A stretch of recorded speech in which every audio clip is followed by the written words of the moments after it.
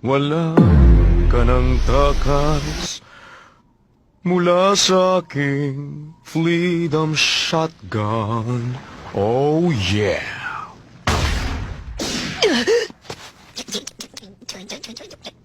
Asar talaga! Hindi tumitigil ang pagdurugo. Hindi ordinaryong mga pulgas sa mga to. Area P9, Y7, X8, C4, Point Y5, X3, C1. Okay.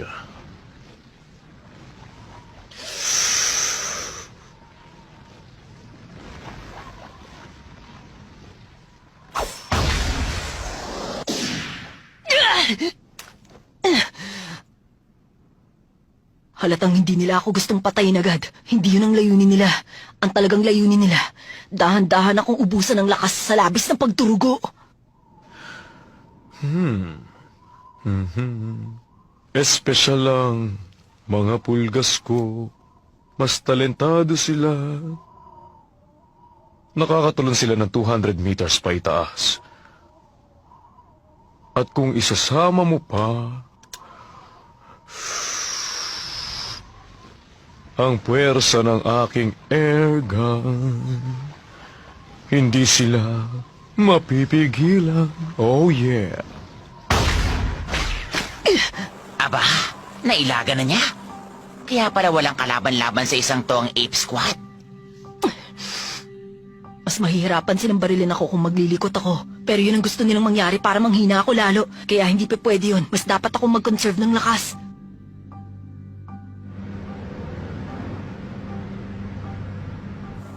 Oy, mukhang may binabalak siya. Baka gagamit na siya ng isang special ability. Subukan natin ang kakayahan niya. Okay.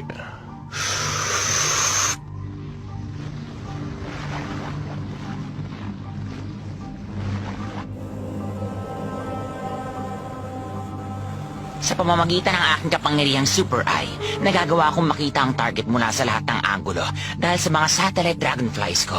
Kahit ano pa ang nagagawa mo, hindi mo matatakasan ang mga mata ko. Sige lang, ipakita mo sa akin.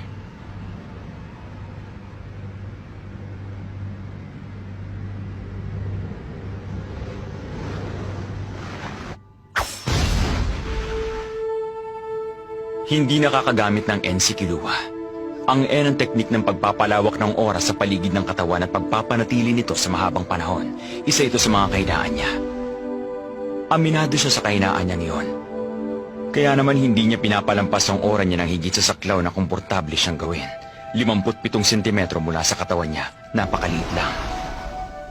Ibig sabihin, kung gusto niya mailaga ng isang balang paparating, mararamdaman niya palang yon kapag 57 sentimetro na lang ang layo nito sa katawan niya at kailangan niyang bumawi sa kakulangan ng N gamit ang kanyang superhuman speed at reflexes para maiwasan ito ng point blank.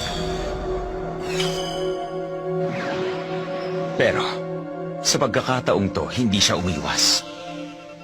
Ginawa niya yun upang malaman ang anggulo ng bala. Nagmula sa direksyong yon! Aba, sinadya niya magpatama para matuntun niya ang lokasyon ng bumabaril sa kanya. Ayan na, mabilis siyang papunta sa kinaroroonan mo. Okay. Sige lang, bata. Yan nga ang gusto ko.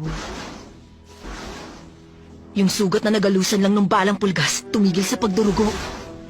Malamang may nilalabas ng kemikal yung pulgas na yun na pumipigil sa natural na pag-coagulate ng dugo. Kapag hindi huminto ang pagdurugo ng iba ko pang sugat, magkakaproblema ako. Hindi ko na patatakasin to! Siya na ba yun?